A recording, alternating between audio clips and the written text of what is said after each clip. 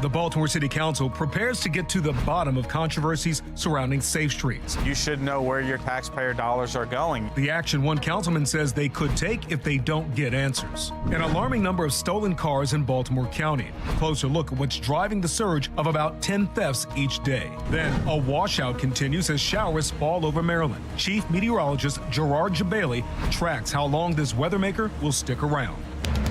Live from WBFF in Baltimore, this is Fox 45 News at 4.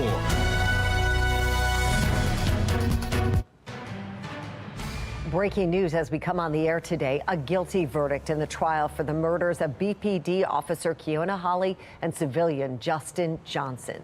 Thank you for joining us this afternoon. I'm Mary Bubala. I'm Kai Jackson. Fox 45's Alexa Ashwell has been following every step of the trial. She joins us live now with the details of today's guilty verdict. Alexa. Yes, Kai, Mary, just before 3 p.m., the jury announcing they had reached a verdict. Elliot Knox guilty on 8 of those 9 criminal counts, including 2 counts of first-degree murder, Officer Hawley and Justin Johnson, 2 counts of conspiracy to commit first-degree murder, as well as the use of a firearm during the course of a violent crime. Now, that guilty verdict only for Justin Johnson.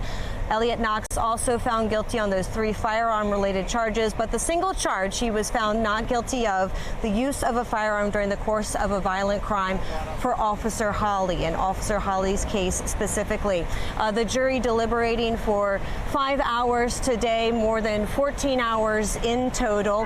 They had one question just before 10:30 in the morning. We heard a knock on that jury door, and they asked the judge if they were unanimous on 8 of the 9 charges, but undecided on that one criminal count, would that result in a mistrial? All parties agreed at that point it was too early in the day to declare a partial verdict, so the judge sent the jury back in, urging them to continue deliberating on that single criminal count. That's instruction is known what we call as an Allen charge. Now, it's unclear, Kai, Mary, if that is the single charge that the jury reached the verdict of not guilty. But again, Elliot Knox found guilty on 8 of those 9 criminal counts. As soon as the verdict was read, there were many tears in the courtroom, including from Officer Keona Hawley's family, as well as Justin Johnson's family. We even saw Assistant State's Attorney Kirk Brooklyn, who's been prosecuting this case, get emotional as he was communicating with Hawley's family. We spoke with both families as they stepped out of the courtroom. Both want to know why.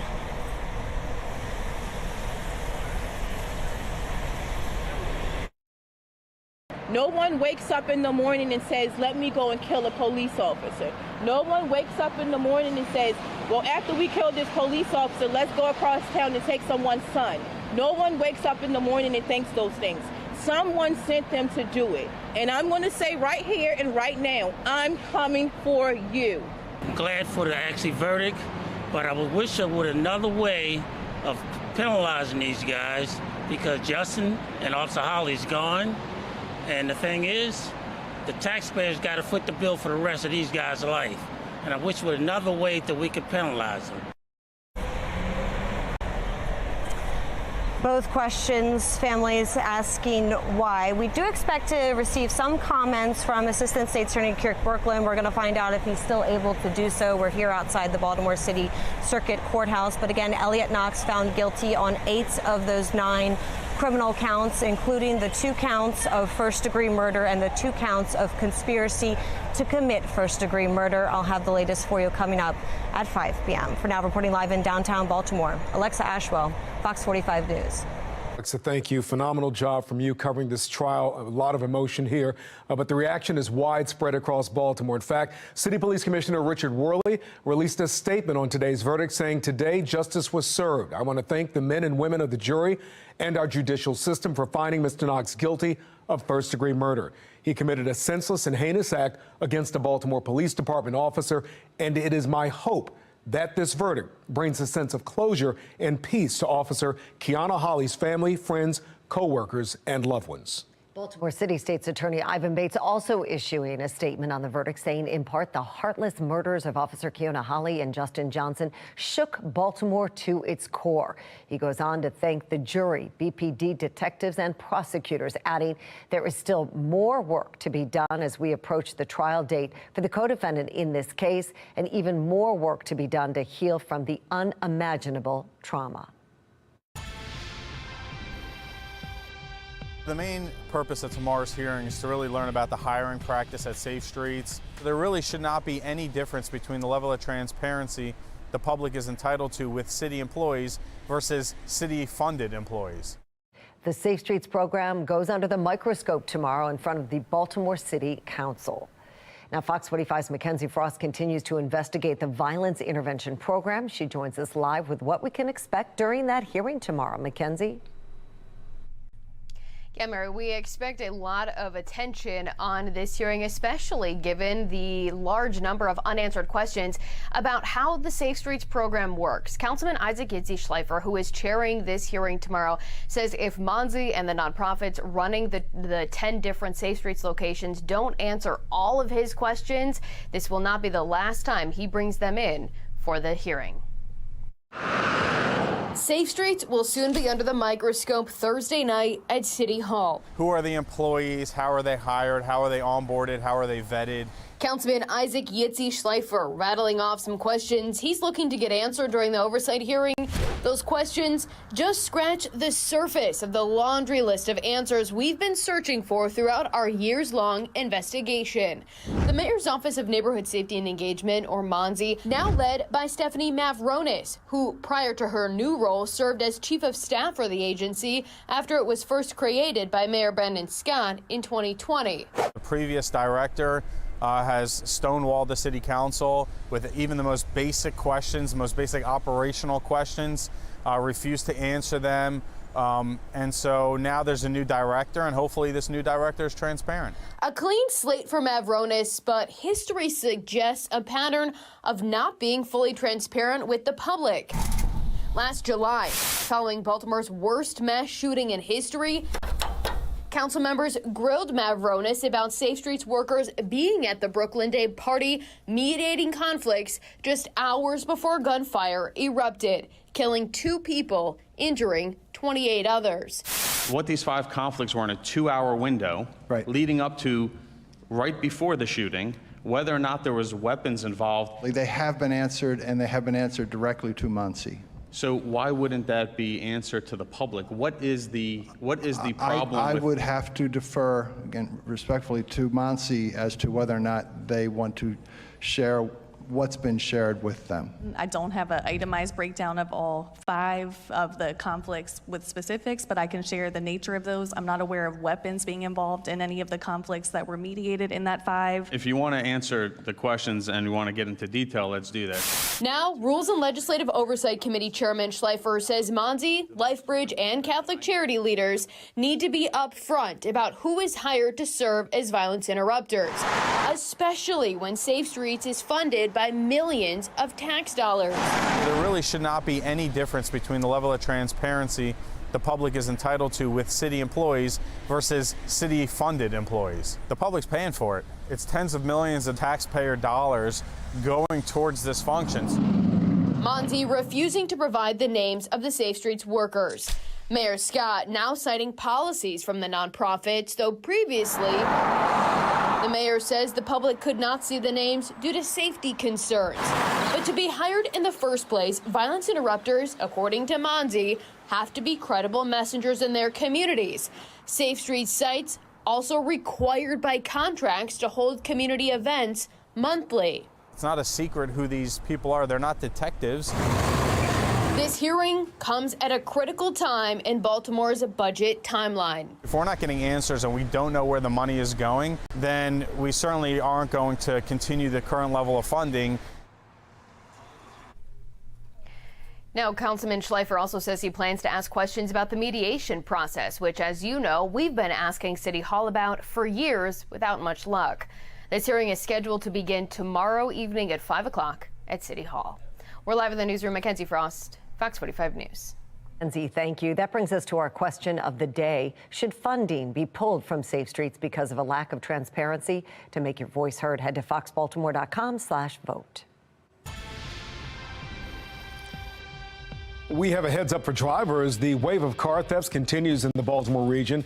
In fact, police data reveals more than 1,300 auto thefts in Baltimore City so far this year. That's about twice the rate of auto thefts as in neighboring Baltimore County.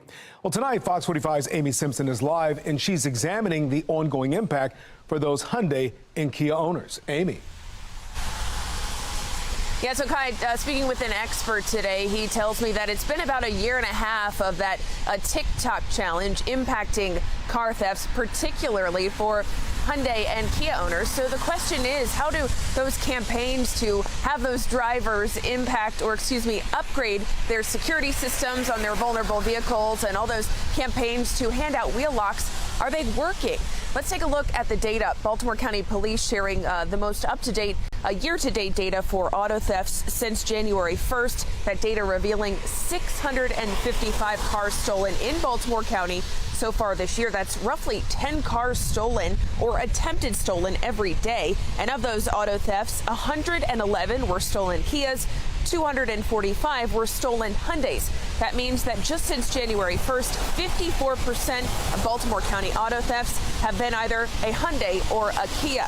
And speaking with Maryland's Vehicle Theft Prevention Council today, they say they're seeing some improvements from those anti-theft campaigns here in Maryland, like a rise in attempted car thefts in some parts of the state, as they say thieves are finding themselves unable to finish the job.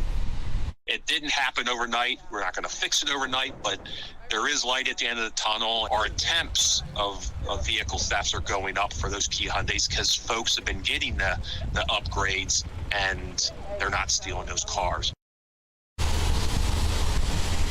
Yeah, and in a lengthy statement today, Kia tells me more than 1 million of its cars nationwide have already gotten those security upgrades, and more than 340,000 wheel locks have been handed out. Reporting live tonight, Amy Simpson, Fox 45 News. Amy, thank you. Now, if you have a story about a stolen car and know someone who's been impacted by that spike in auto thefts, we'd like to hear about it. Scan the QR code on your screen and tell us what happened, or send us an email to news@foxbaltimore.com. Yesterday, we asked you, do you think Baltimore City is making any progress with the car theft issue? 97% of those who voted said no. All right, good evening. We had the rain fall around most of the day. It's been cloudy. We had some fog also early this morning, quite dense at times. We're keeping the clouds around and a few showers here on HD radar. You can continue to watch them streaming in from the south, but they're a little more broken. Most of it is along I-95 in areas to the east, especially across the bay over towards Chestertown, Elkton, Middleton. We're likely going to see rain becoming much more spotty as we move through the night tonight, not so much widespread. So right now, 53 degrees. Baltimore Airport still reporting some rain showers, but it's very light. North wind around 5 miles per hour. And we're going to continue to stay pretty cool overnight with the clouds around. But overall, I think the rain is going to be fairly light and tapering and also quite spotty. So by the time we make it to midnight, we're going to start to see things, again, building downward, or I should say tapering downward, whereas we'll just end with some clouds. We're going to talk about the next storm system. Yes, we're tracking another one. It's going to hit right on top of the weekend, unfortunately. We're going to tell you which days and hours you might find some dry time in between all that, though, coming up. I'm Christine Frizzell in Washington, where President Biden is pushing for a reset. A look at what to expect at Thursday's State of the Union address. Following Super Tuesday, many voters still don't know who they want to support. We break down the numbers of uncommitted voters. And would you be willing to pay an extra 50 cents every time you get something delivered? Why some residents are pushing back on a proposal in Annapolis.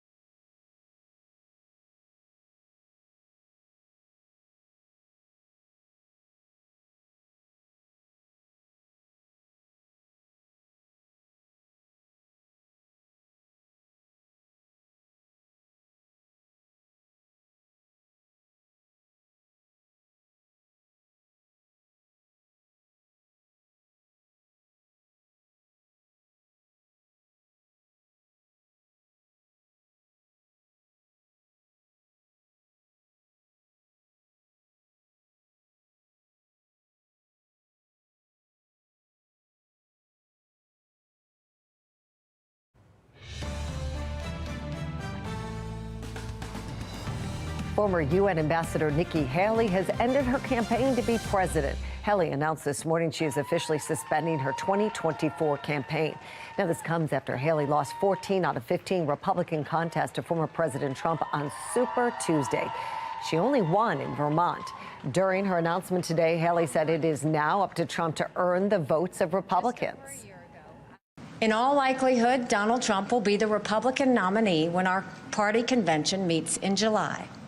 I congratulate him and wish him well. I wish anyone well who would be America's president.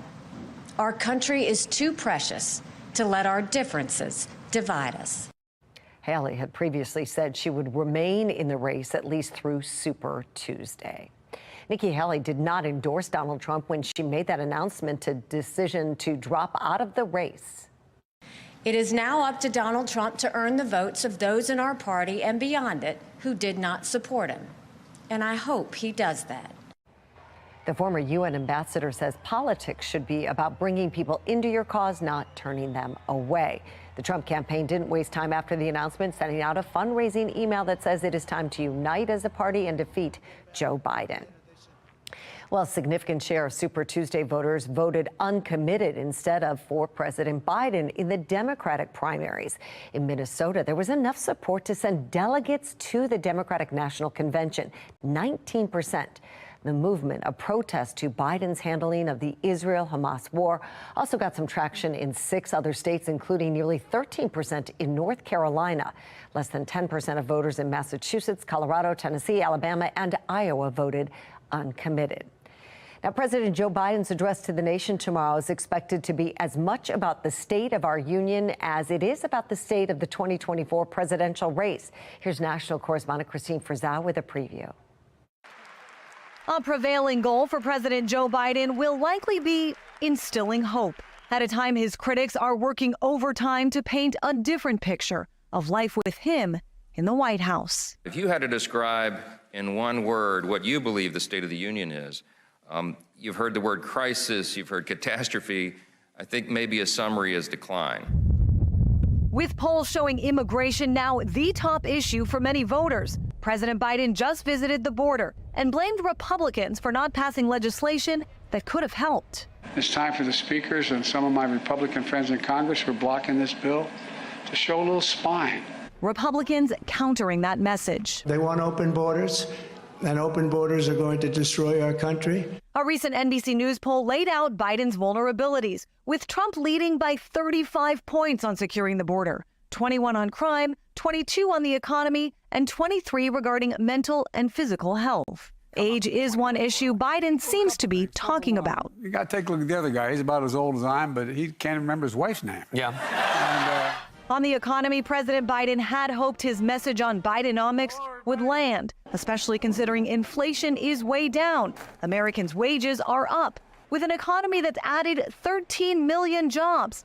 Instead, this message from Republicans seems to be more pervasive. It was Joe Biden's runaway spending that led to double-digit inflation, historic interest rates, and bank collapses. Biden also expected to lean in on a consistently winning message, reproductive rights, reminding voters Trump was responsible for overturning Roe v. Wade. How far will he go? When will he stop? You know the answer. He won't. We'll also be watching to see how President Biden addresses Israel's war with Hamas, his previous support for Israel prompting hundreds of thousands of people to vote uncommitted in recent primary races. While they largely would not be expected to vote for Donald Trump, many have threatened to stay home in November. In Washington, I'm Christine Frizzau.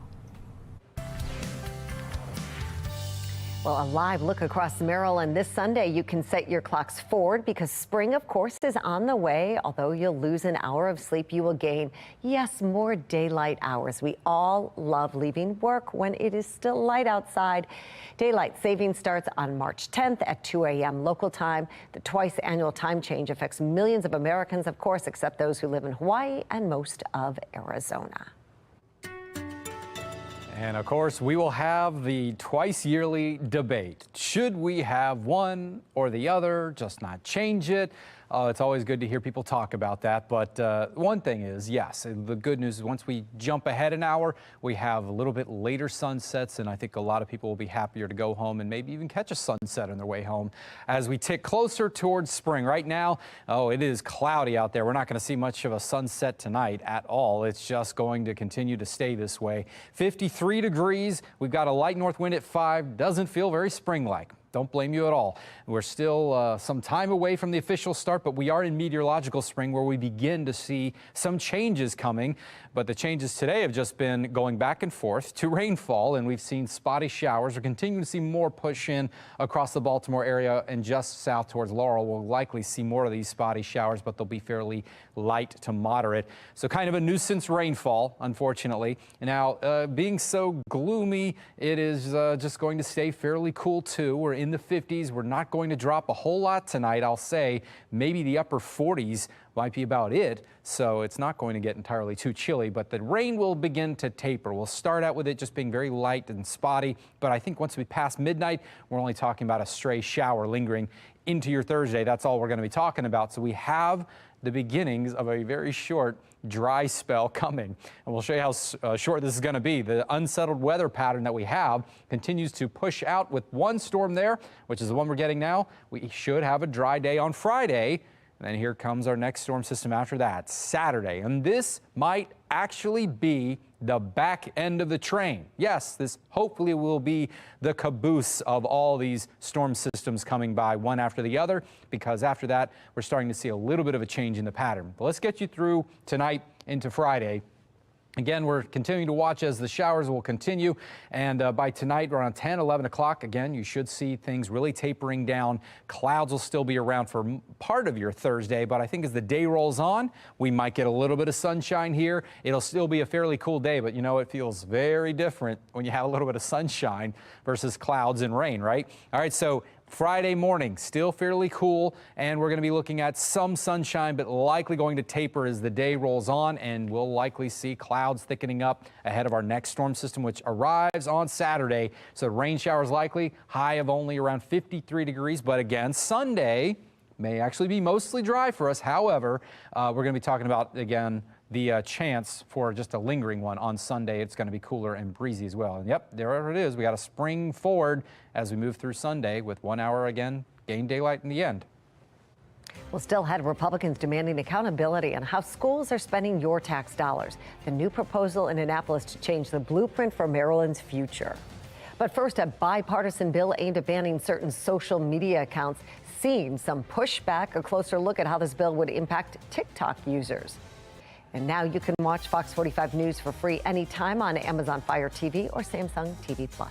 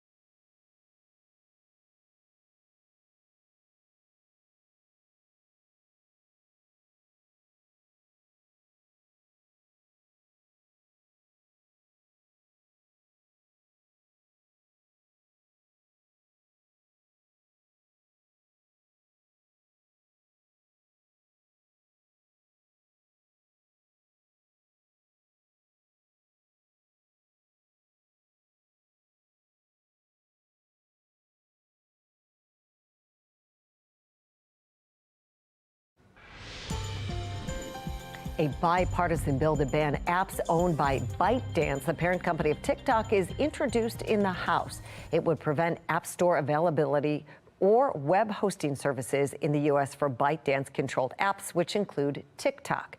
The exception would be if the apps sever ties to entities like ByteDance that are subject to control by a foreign adversary. Republican Congressman Mike Gallagher says this legislation would allow Americans to continue to enjoy TikTok while maintaining national security. There is a path forward for TikTok. As outlined in our bipartisan bill, if TikTok is completely divested by CCP-controlled ByteDance, if there is a separation, the app can remain in the United States. Through this bill, we want to ensure divestment, not censorship. If an entity other than a CCP-controlled entity owns TikTok, Americans can still share whatever content they like. The bill is the first significant legislative move in nearly a year toward banning or forcing ByteDance to divest TikTok after Senate legislation to ban it stalled in Congress.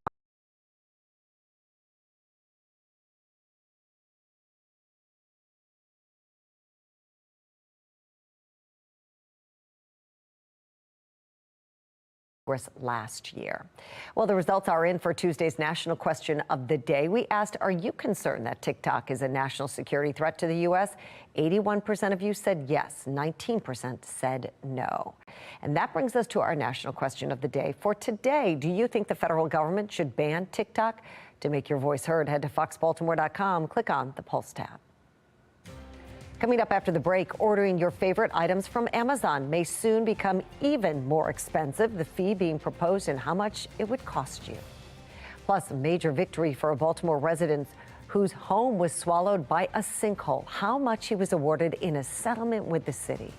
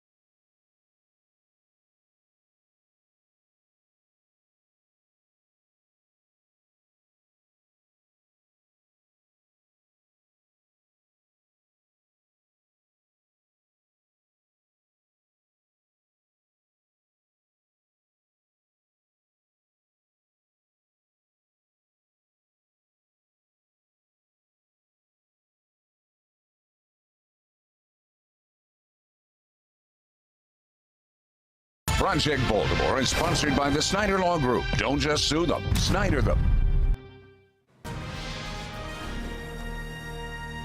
Funding for Maryland's Blueprint for Education plan sparks debate in Annapolis. Fox 45's Mackenzie Frost joins us live to break down the latest push from some lawmakers to slow the plan down. Mackenzie?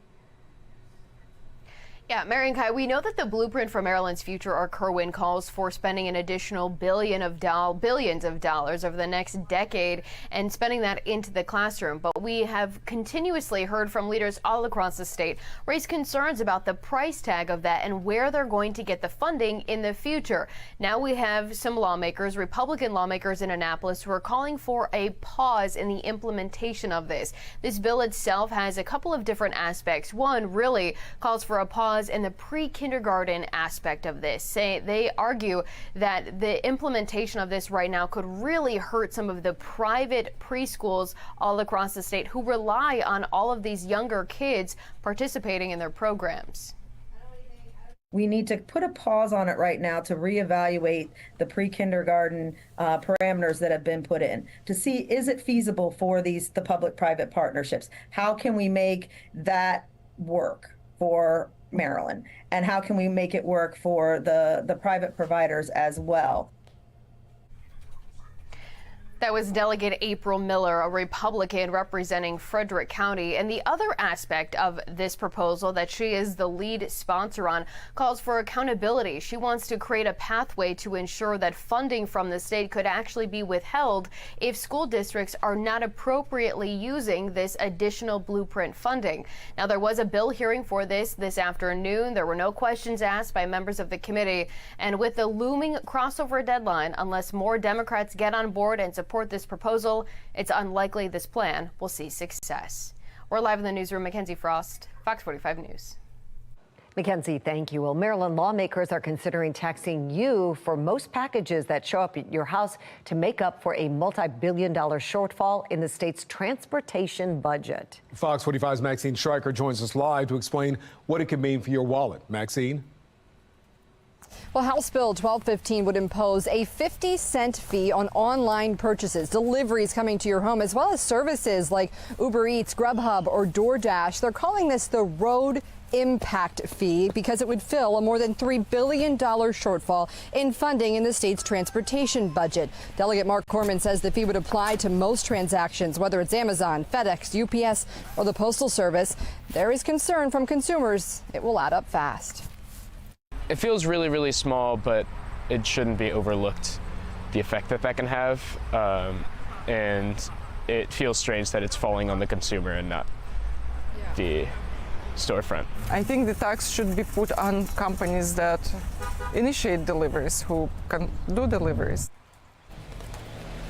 Now, there's also some concern for small businesses and low-income communities, but some say if the money's used wisely and actually spent on much-needed transportation projects, then maybe it would be a good thing. The fee does not apply to tangible personal items, think food or medicine, that's already taxed in the state. Right now, this bill has gone through a first reading and been assigned to a committee. Reporting live in Baltimore, Maxine Stryker, Fox 45 News. Thank you. That brings us to our second question of the day. Are you willing to pay a 50-cent tax per package delivery? To make your voice heard, head to foxbaltimore.com/vote. Click on the Midday tab. In Annapolis, lawmakers are introducing a new bill to crack down on drug dealers. The bill would make it a crime for distribution of heroin or fentanyl that results in death. Under the current law, supporters say it's hard for a state's attorney to hold drug dealers accountable for selling fentanyl. Those who have lost loved ones to fentanyl overdoses and Maryland prosecutors support the bill. I do know Victoria's got his law in place.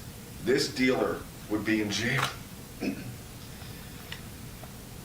and not be able to harm anyone else's loved ones. This would give us another tool to go after dealers in a very serious way. I would ask the committee to give a favorable report, not just for Scotty and Victoria, but the thousands like them. This was the first hearing for the bill. The clock is ticking for it to become law. It has to go through a second and third reader before it goes to a vote on the Senate floor. Then it needs to be approved in the Senate before crossover day to make it to the House. Another issue being talked about in Annapolis, car thefts. Baltimore City State's Attorney Ivan Bates and Prince George's County State's Attorney Aisha Braveboy speaking in favor of a bill to change how car thefts are prosecuted. Almost none of these crimes are done by one individual. So what you're seeing is the adults are preying on the juveniles and have the juveniles there as well as part of the larger overall crew. Those individuals that are running around carjacking in groups 3, 4, 5 cars a night, and they ride around carjacking citizens, taking the cars then down to a chop shop. The proposed bill would broaden the consequences for individuals who financially profit from the illicit activities of gangs. In particular, it would go after carjackers and those who direct young people to commit carjackings. Juvenile crime is up for debate in Annapolis as the House and Senate move forward with 2 juvenile justice bills. The Senate passed a bill with bipartisan support, which includes sweeping reforms to hold juvenile offenders more accountable. The House passed a plan of its own, which is similar but has differences. Baltimore Pastor P.M. Smith joined us on Fox 45 Morning News with his opinion. The key to me is a gun. I don't care how old you are. If you got a gun in your hand, strict discipline. We have to deal with that. We have to deal with juvenile misbehavior before it matures into adult criminal behavior. We check it early. That's the only way I know to deal with it as a parent or as a leader. Lawmakers in the House and Senate have about 2 weeks to reconcile the differences in the bills and get it to the governor's desk. Crossover day on March 18th means if a bill hasn't made it to the other chamber by this deadline, it's likely dead. Right now, it's unknown which plan will prevail. City Schools Principal of the Year finalist could face fines after Fox 45 News exposed a major safety concern at his school.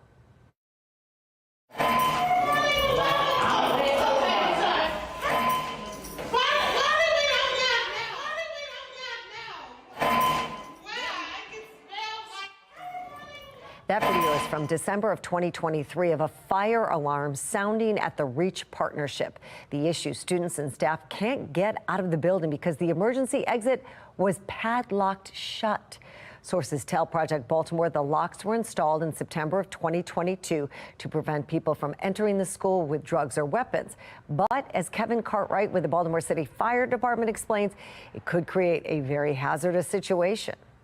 All exit doors should be freely operable with no hindrances whatsoever. This can certainly create a life hazard issue for the students, teachers, and administrators, especially if something occurred and firefighters weren't able to readily gain access to address the emergency. Well, tonight at 10, Project Baltimore explains how the school system has responded to the padlock problem and the other concerning issues recently uncovered at the Reach School. After a long battle, a Baltimore City man who lost his home to a sinkhole is finally getting payback. That sinkhole formed after a storm drain collapsed, and Fox 45 News has been pushing for answers ever since our investigation revealed the city failed to inspect it for 2 decades. Fox 45's Jessica Babb is live right now as the homeowners' fight finally pays off. Jessica?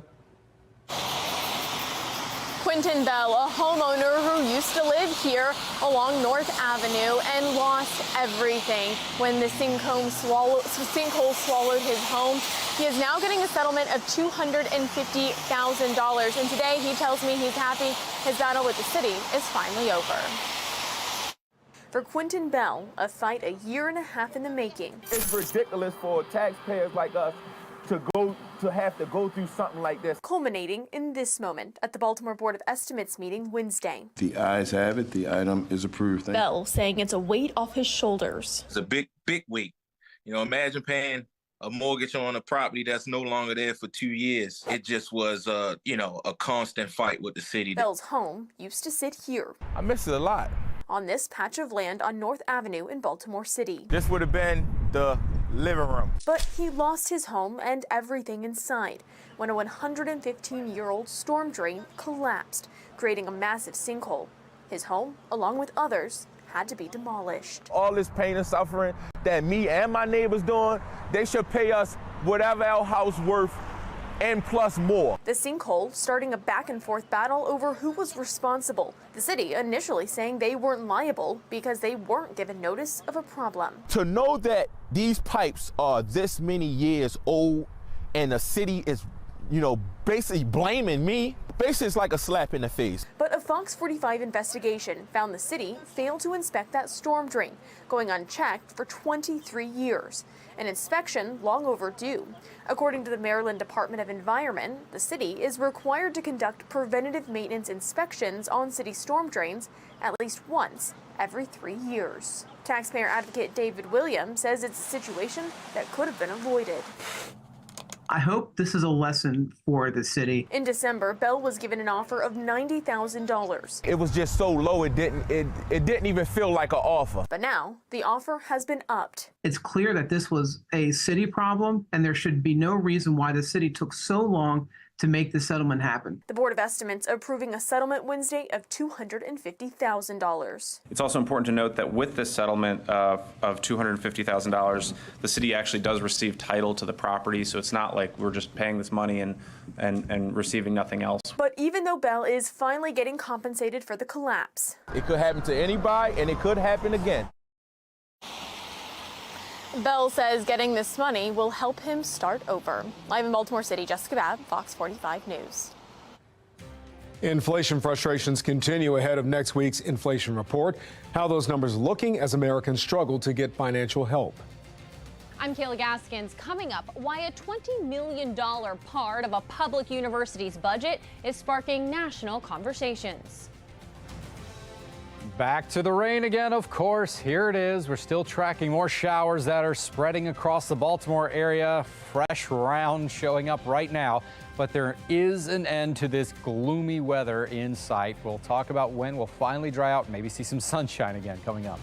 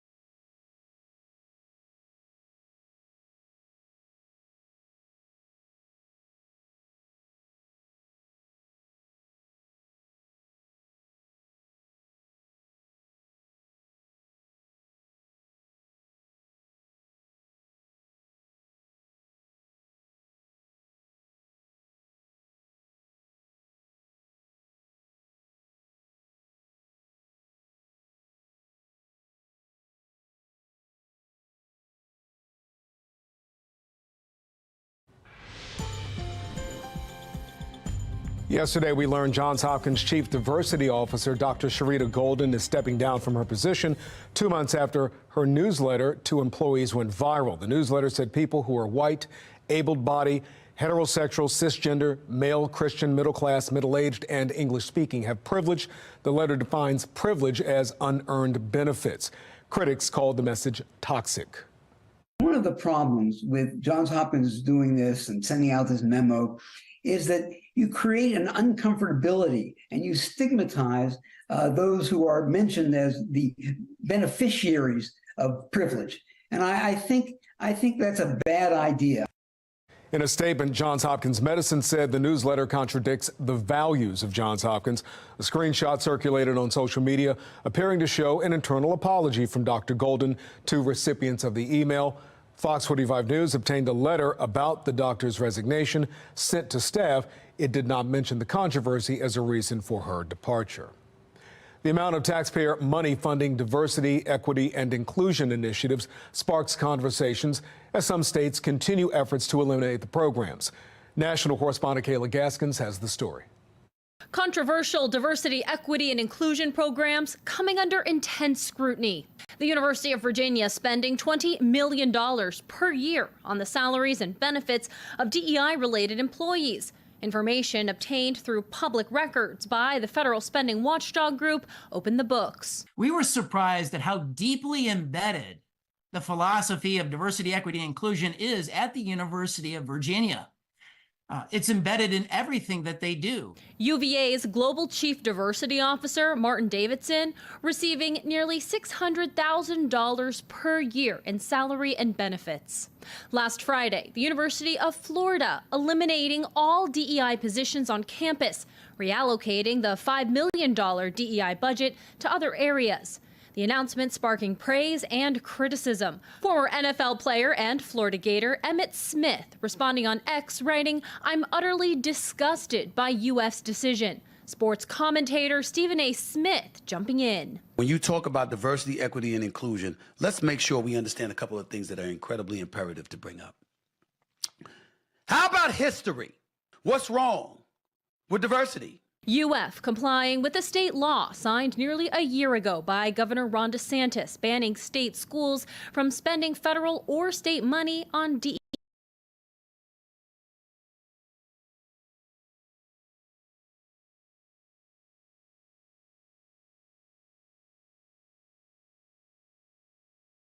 Initiatives. A VP and Chief Diversity Officer at Johns Hopkins Medicine resigning this week after a controversial post on privilege. Dr. Sharita Golden apologized for the post. The hospital system plans to replace her.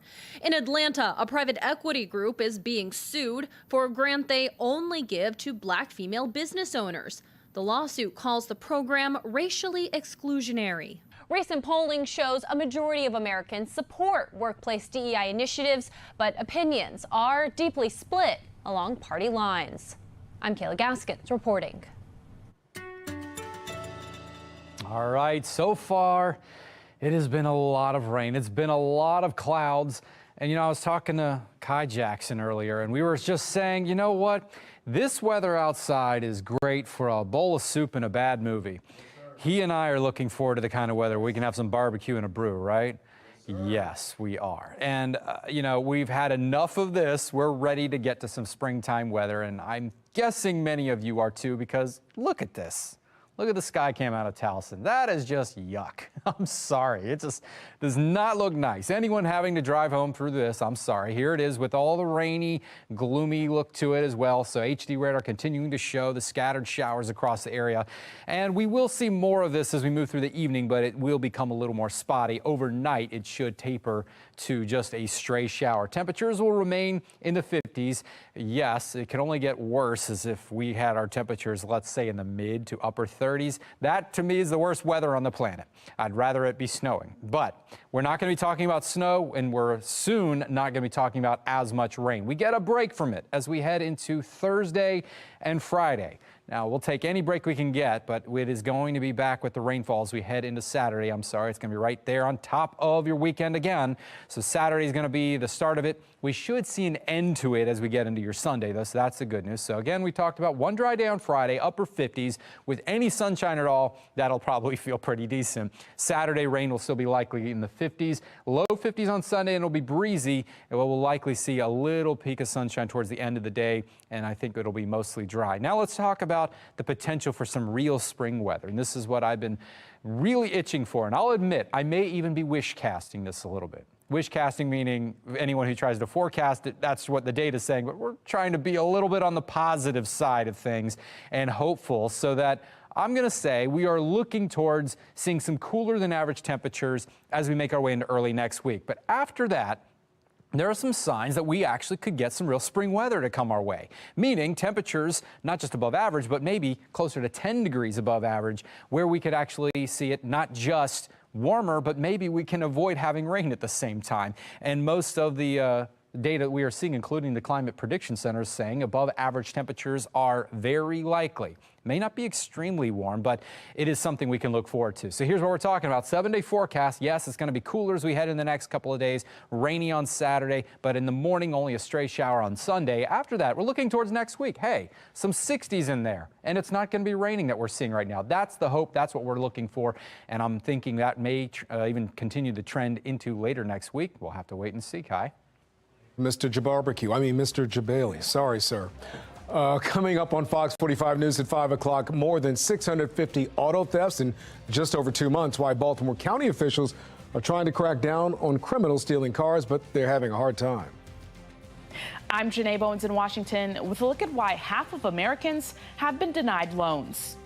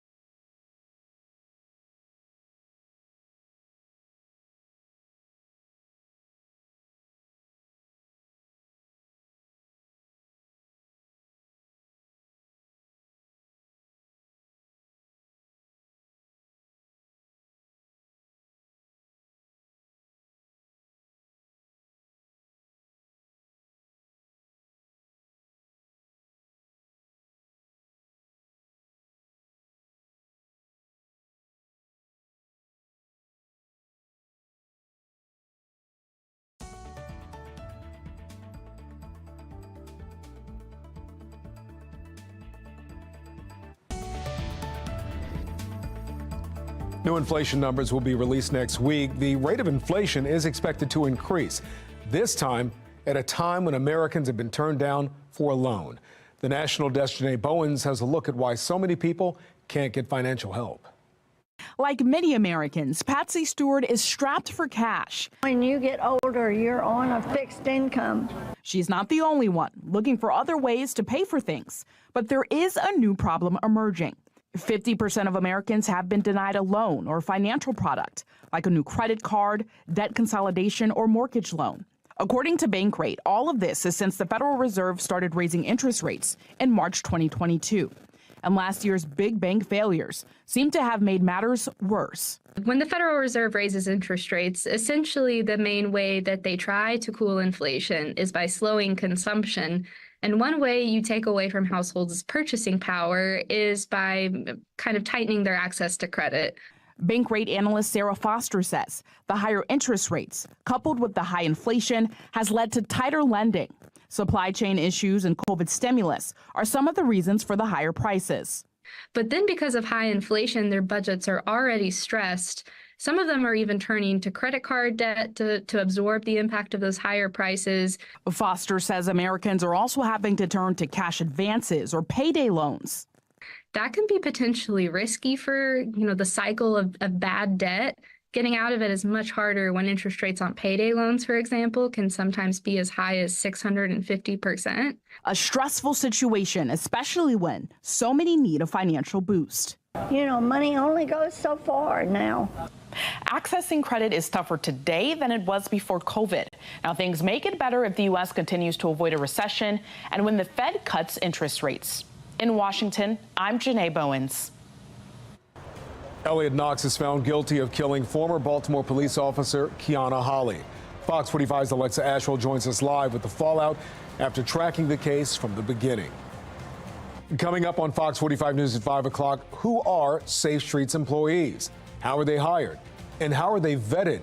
Those questions from the Baltimore City Council, who demands answers tomorrow.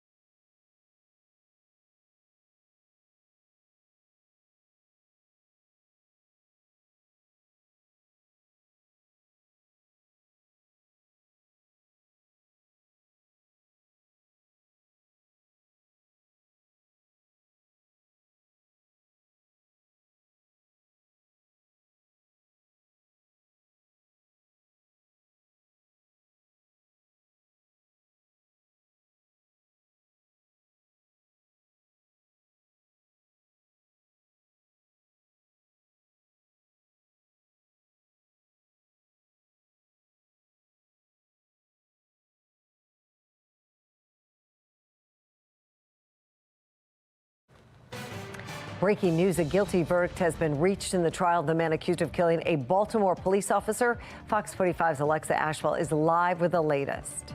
We're not going to fix it overnight, but there is light at the end of the tunnel. Baltimore County reports more than 650 auto thefts in just over 2 months. Why officials say they're struggling to crack down on car thefts. It's been rain, rain, and more rain. We are tracking this weather maker and the next one as it heads our way for the weekend, but we will have some dry time in there for you. We're going to talk about when coming up. Live from WBFF in Baltimore, this is Fox 45 News at 5.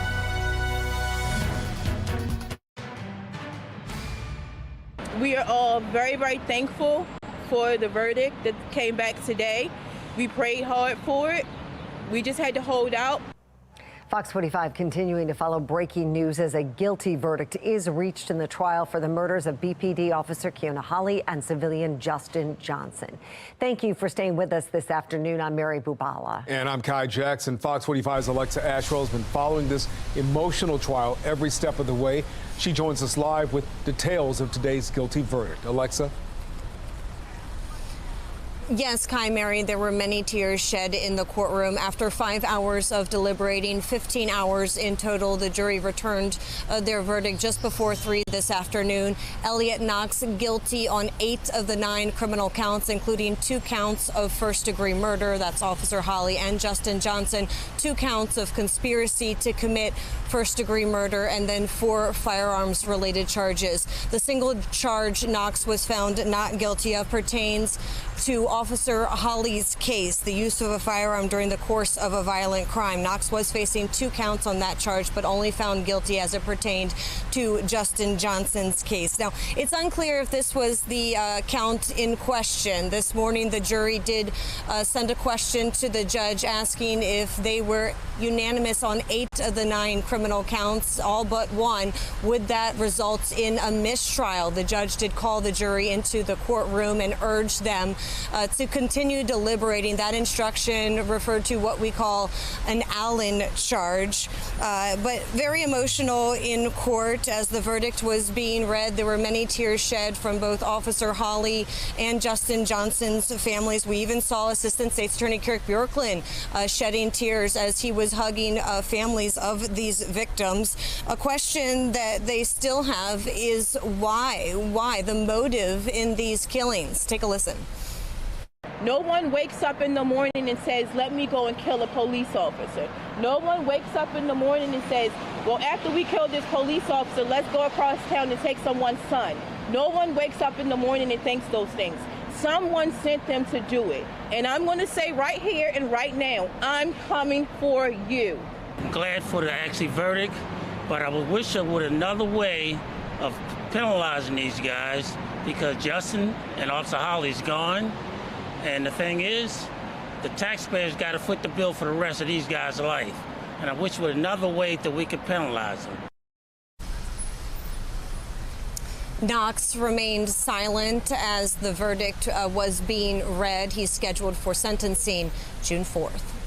Alexa, the family mentioned this isn't over. In fact, there were some very powerful words.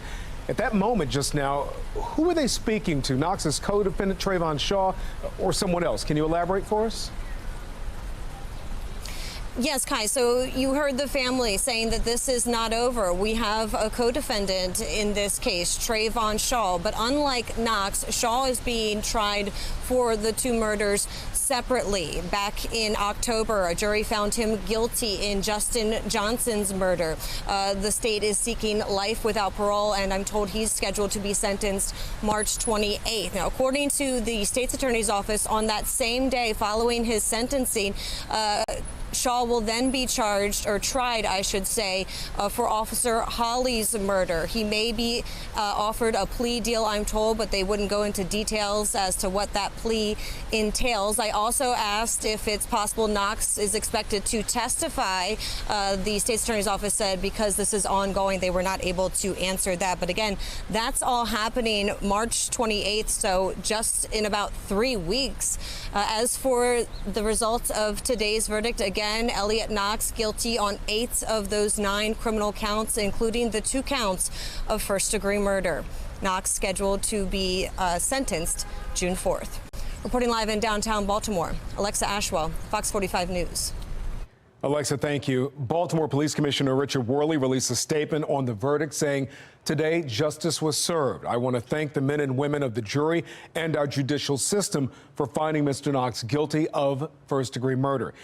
He committed a senseless and heinous act against a Baltimore Police Department officer, and it is my hope that this verdict brings a sense of closure and peace to Officer Kiona Hawley's family, friends, co-workers, and loved ones. Baltimore City State's Attorney Ivan Bates also issuing a statement on the verdict, saying in part, the heartless murders of Officer Keona Hawley and Justin Johnson shook Baltimore to its core. He goes on to thank the jury, BPD detectives, and prosecutors, adding, there is still more work to be done as we approach the trial date for the co-defendant in this case, and even more work to be done to heal from the unimaginable trauma. Mayor Brandon Scott posted his statement to X saying, quote, I'm deeply grateful to the jury for their careful deliberation in this case. They brought accountability and closure to these families and our entire community. The mayor also said his heart is with Officer Hawley's family tonight. The main purpose of tomorrow's hearing is to really learn about the hiring practice at Safe Streets. Who are the employees? How are they hired? How are they onboarded? How are they vetted? Those are just some of the questions that will likely be asked tomorrow during a Baltimore City Council hearing on Safe Streets. Fox 45's Mackenzie Frost joins us live from the newsroom with more information on what the public could learn. And Mackenzie, you've been digging into this for years. Several years now, Kai, and those questions that we just heard from Councilman Isaac Yitzi Schleifer are some of the questions that we've been asking the Mayor's Office of Neighborhood Safety and Engagement, or MONSE, for years as well. This hearing tomorrow comes on the heels of some of our own investigations. City Council President Nick Mosby told us last week that our investigations that we did earlier this year uncovering the connection between some former Safe Streets workers and gangs in the city really started to raise some red flags for him. So that's where this oversight hearing comes into play. And we know that this was called to get to the bottom of the Safe Streets hiring practices, really trying to get a better understanding of who these employees are. But it also underscores the bigger problem when it comes to transparency in Safe Streets overall. MONSE is the first entity to take credit for any reduction in crime, but when there's an increase in crime in those same locations, they're the first to point fingers. There really should not be any difference between the level of transparency the public is entitled to with city employees versus city-funded employees. It's not a secret who these people are. They're not detectives. Councilman Schleifer also says he plans to ask about the mediation process for the Safe Streets workers, which, as you know and our viewers know, we've also been asking City Hall for more information for years. This hearing is scheduled to start tomorrow evening at 5 o'clock at City Hall. We're live in the newsroom. Mackenzie Frost, Fox 45 News. Thank you, Mackenzie. And that brings us to our question of the day. Should funding for Safe Streets be pulled or paused because of a lack of transparency from the city? So far, 81% of those who voted say yes. To make your voice heard, head to foxbaltimore.com/vote. Well, Fox 45 has been investigating the Safe Streets program for years. You can find all of our previous reporting and follow along with tomorrow's hearing on our website, foxbaltimore.com. I'm sort of like blown away by this trend here. They're easy, right? They're easy to steal. A heads up for drivers, the wave of car thefts continues across our region. Police data reveals more than 1,300 auto thefts in Baltimore City so far this year. Right now, that's about twice the rate of auto thefts as in neighboring Baltimore County. Tonight, Fox 45's Amy Simpson joins us as she examines the ongoing impact for Hyundai and Kia owners. It's still a problem. Yes, so Mary, whether it's from those car companies or law enforcement, we've seen countless of those wheel lock giveaways in recent months, and that a big push for a certain Hyundai and Kia owners to get that security software upgrade. So really the question is it slowing down the thieves?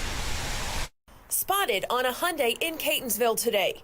Warning, ignition immobilizer anti-theft system installed. A red slash through the Tik Tok symbol. A sign that some drivers are well aware of the problem. This, as new data from Baltimore County Police reveals 655 auto thefts so far this year. That's roughly 10 cars stolen or attempted stolen every day. And 54% of those crimes, or more than half, impacting Kias and Hyundais. They're easy, right? They're easy to steal. By phone today, the executive director of Maryland's Vehicle Theft Prevention Council says on the conservative side, half of the state's auto thefts involve Hyundais and Kias. And Maryland, he says, has more than 300,000 registered Hyundais and Kias. But a year and a half into this problem, exacerbated by social media, why are Hyundais and Kias still being targeted at this rate? It didn't happen overnight. We're not going to fix it overnight, but there is light at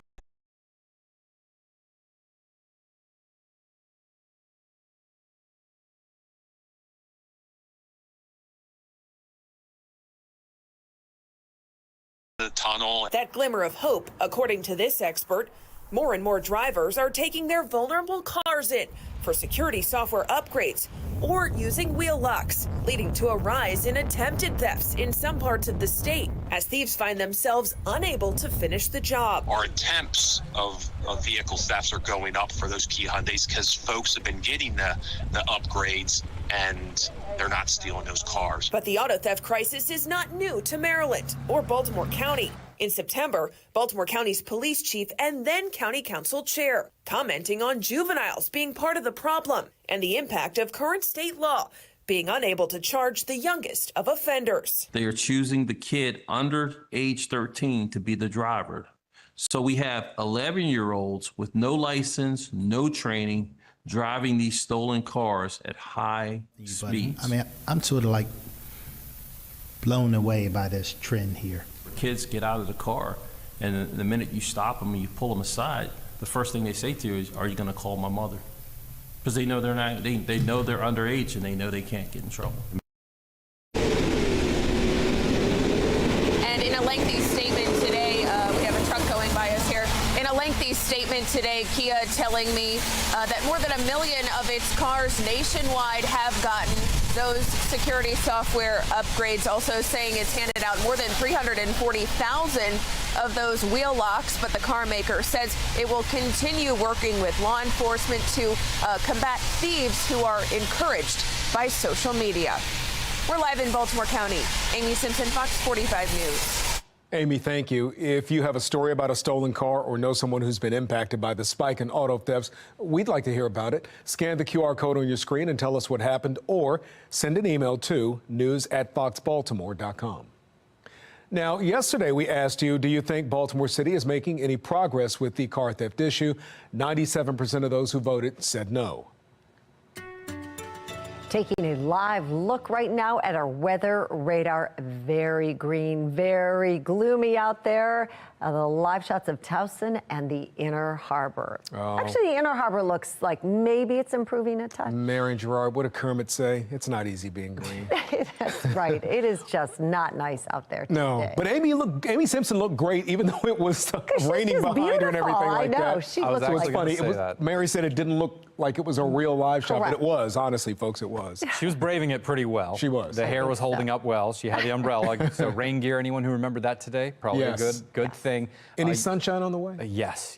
We'll eventually get to some. Yay. It's been so hard to find. I don't blame you guys. My goodness, where is it? It's been rain that won't go away. I really wish we could have a better week for you this week, but we're going to have to wait a little bit longer. So good evening. We're going to continue to watch the radar looking very green.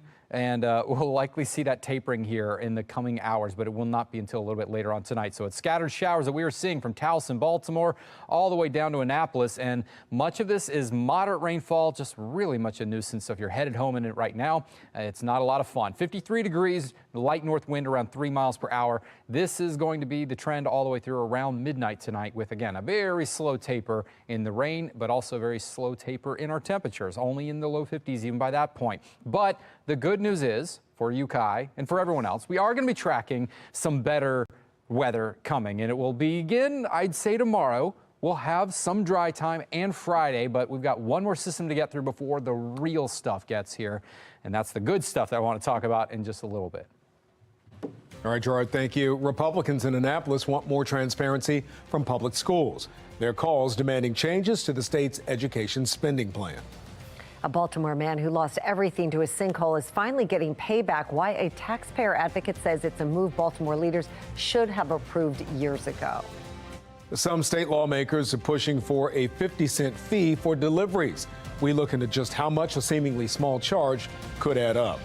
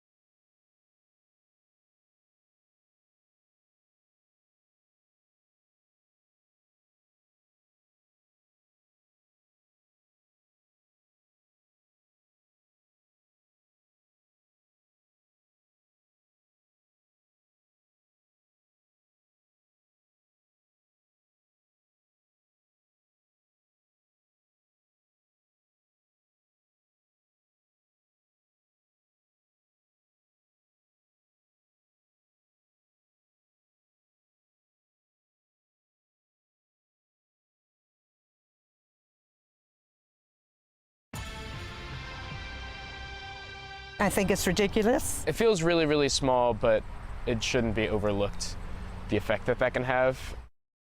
And lawmakers are considering taxing you for most packages that show up at your house to make up for a multi-billion-dollar shortfall in the state's transportation budget. Fox 45's Maxine Stryker joins us live to explain what it could mean for your wallet. Maxine. Well, Mary, it's called a road impact fee, and it's 50 cents per delivery to your home. And while that might not sound like a lot of people we spoke with fear that could add up fast. These days, many of us have packages delivered. We get a lot of Amazon packages and Temu packages. On a weekly, probably 2, if not daily basis. I just order everything that I need to get on a day-to-day basis on Amazon. But those deliveries could soon cost you a little extra, thanks to a proposed bill on the table in Annapolis. It's a fee bill. House Bill 1215, introduced by Delegate Mark Corman, would impose a 50-cent fee on most online purchases and home deliveries like DoorDash and Grubhub. Lawmakers are calling it a road impact fee and hope it would fill a more than $3 billion shortfall in funding the state's transportation plan. We know from the data that the delivery vans and trucks are tearing up our roads, and the impact of those, believe it or not, is actually higher than if people just drove themselves to the market. Corman says the fee would apply to most transactions, whether it be Amazon, FedEx, UPS, or the Postal Service. When you go on to your favorite website and start filling the cart, at the bottom of that transaction, you'll see the sales tax levied, and then you would see this road impact fee, 50 cents for your entire cart. You have nothing to do with whether or not they're going to divide that into multiple shipments, and so no issue to you on that. It's just 50 cents for your entire cart there. I think it's ridiculous. There's concern from consumers. The delivery drivers are not the ones messing up the roads. They've been messed up. 50 cents per package will add up fast. It feels really, really small, but it shouldn't be overlooked, the effect that can have. It feels strange that it's falling on the consumer and not the storefront. I think the tax should be put on companies that initiate deliveries, who can do deliveries. There's also concern for small businesses and low-income communities. But some say if the money is used wisely on transportation projects across the state, it may be worth it. But as long as the money is allocated to the right place, I think it's still a good tax.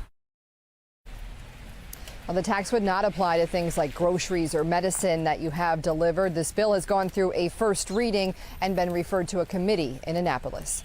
Reporting live tonight in Towson, Maxine Stryker, Fox 45 News.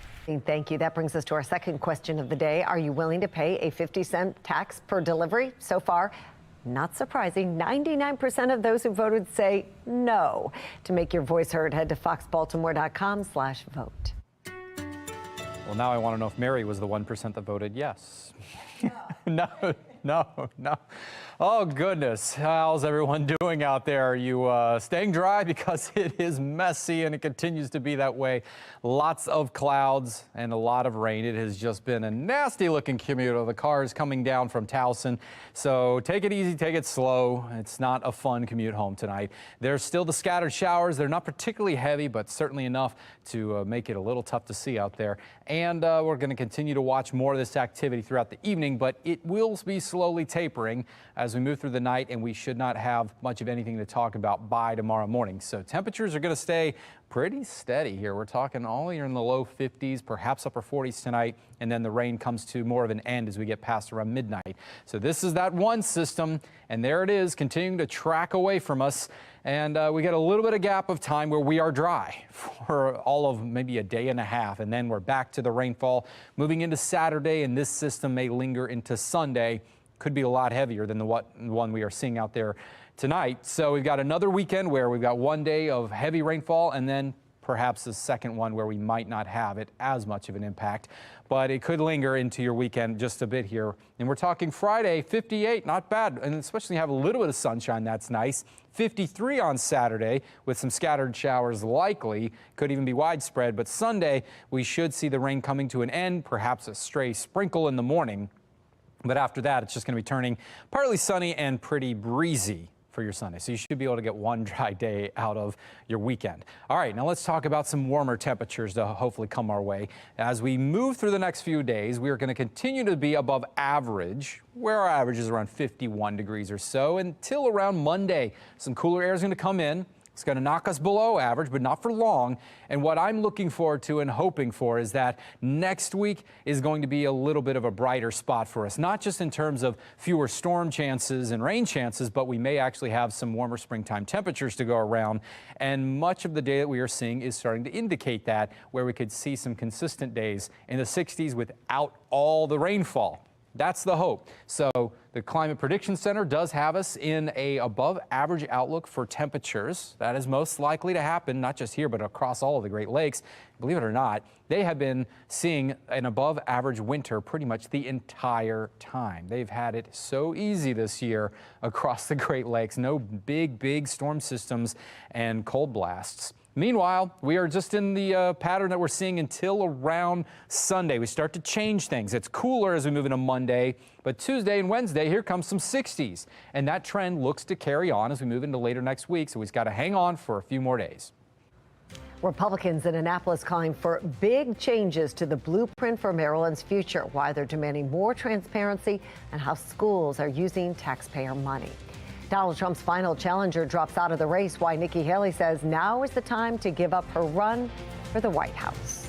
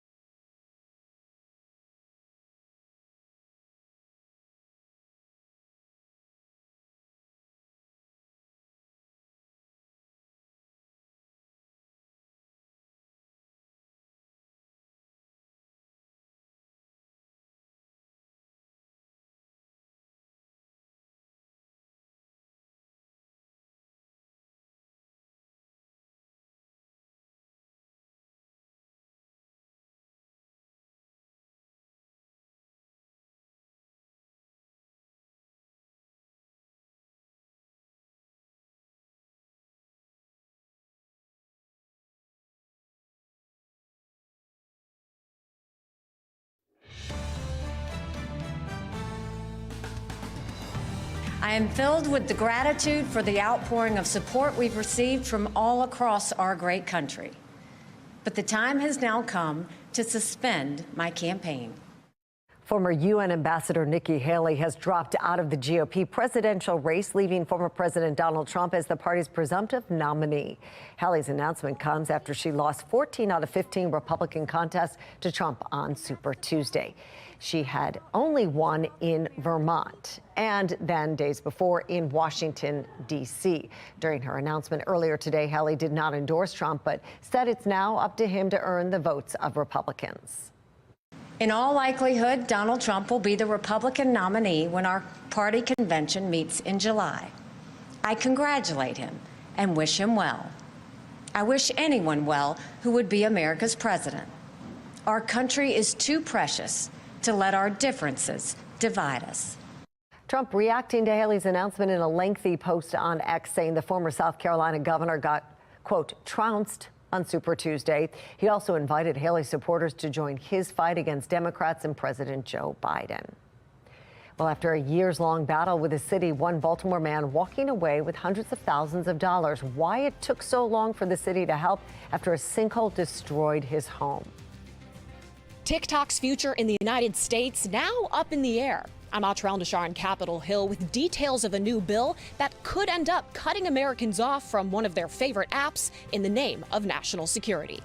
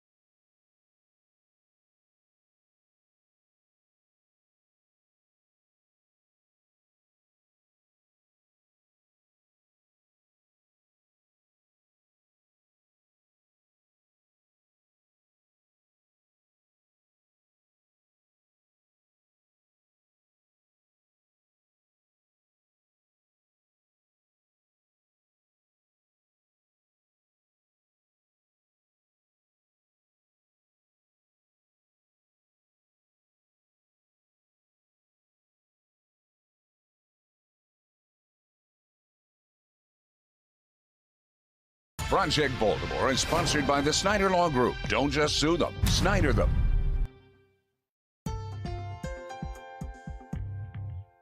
At the end of the day, it just was, a constant fight with the city. The message to the people, man, you got election coming up.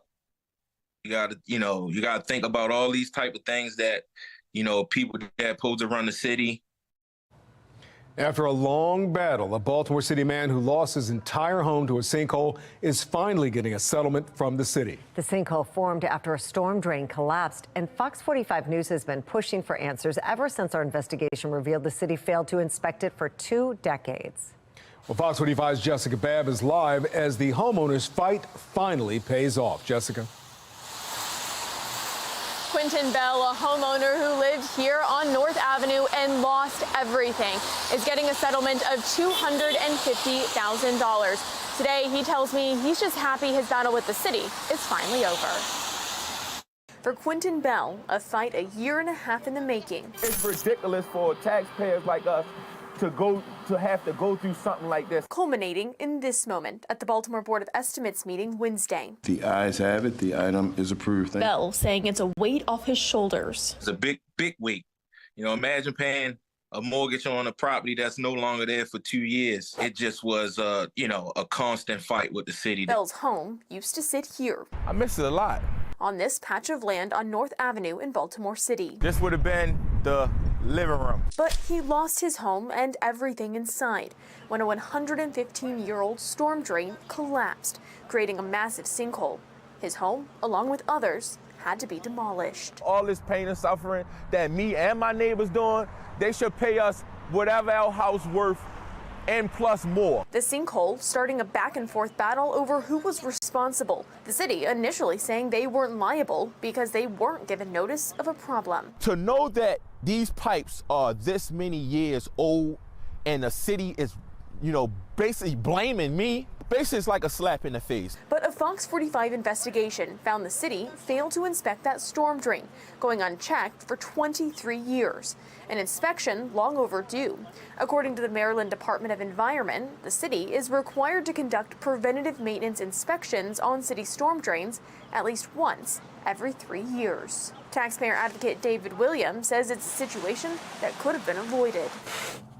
I hope this is a lesson for the city. In December, Bell was given an offer of $90,000. It was just so low, it didn't even feel like an offer. But now, the offer has been upped. It's clear that this was a city problem, and there should be no reason why the city took so long to make the settlement happen. The Board of Estimates approving a settlement Wednesday of $250,000. It's also important to note that with this settlement of $250,000, the city actually does receive title to the property, so it's not like we're just paying this money and receiving nothing else. But even though Bell is finally getting compensated for the collapse, it could happen to anybody, and it could happen again.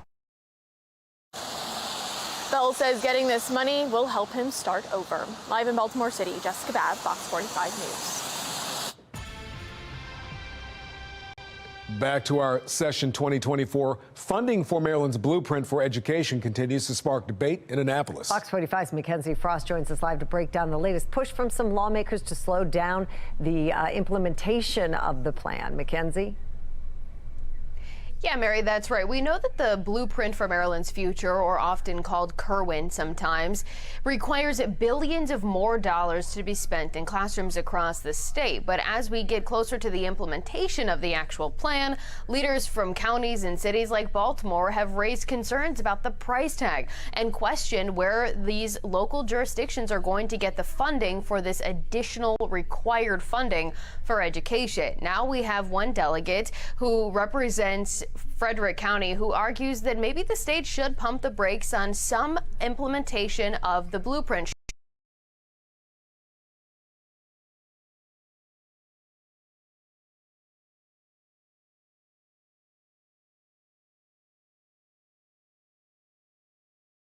To pause the implementation for pre-K, arguing some private preschools across the state simply cannot afford for the blueprint to go into effect all at once. We need to put a pause on it right now to reevaluate the pre-kindergarten parameters that have been put in to see, is it feasible for the public-private partnerships? How can we make that work for Maryland? And how can we make it work for the private providers as well?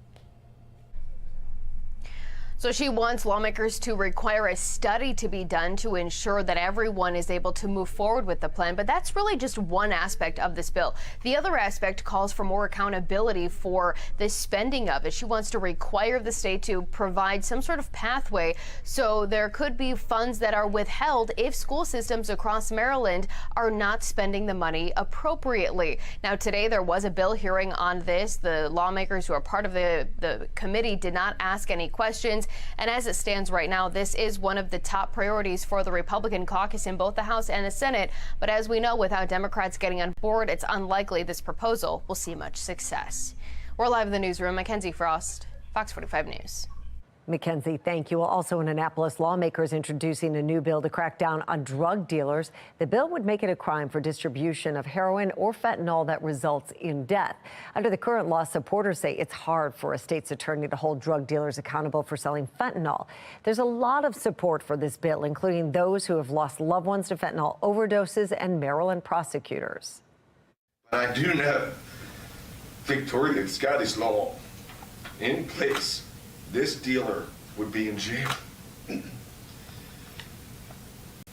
not be able to harm anyone else's loved ones. This would give us another tool to go after dealers in a very serious way.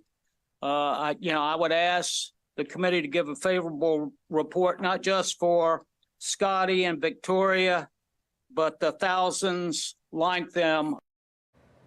Well, this was the first hearing for the bill. It was introduced yesterday. The clock is ticking, though. For it to become law, it has to go through a second and third reading before it goes to a vote on the Senate floor. It also needs to be approved in the Senate before crossover day to make it to the House. Crossover day is March 18th.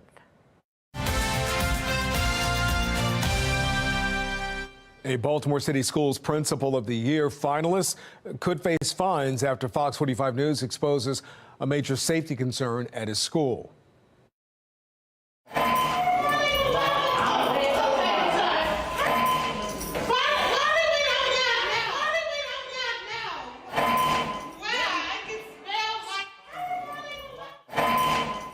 This video is from December of 2023 of a fire alarm sounding at Reach Partnership.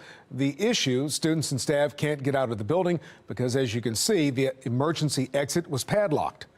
Well, sources tell Project Baltimore the locks were installed in September 2022 to prevent people from entering the school with drugs or weapons. But as Kevin Cartwright says with the Baltimore City Fire Department, that creates a hazardous situation for many people. All exit doors should be freely operable with no hindrances whatsoever. This can certainly create a life hazard issue for the students, teachers, and administrators, especially if something occurred and firefighters weren't able to readily gain access to address the emergency. Well, tonight on Fox 45 News, Project Baltimore explains how the school system has responded to the padlock problem and other issues recently uncovered at Reach Partnership. TikTok is one of the most popular apps out there, but leaders in Washington say it poses a much larger national security risk, that something has to change, and soon. A bipartisan group of lawmakers is now fast-tracking a bill that could eventually prohibit TikTok in the U.S. National correspondent Dr. Eldashar has details from Capitol Hill. We're eager to talk to you. It's a rare sight. Lawmakers from across the political spectrum standing side by side to fight against one of the most popular things in America,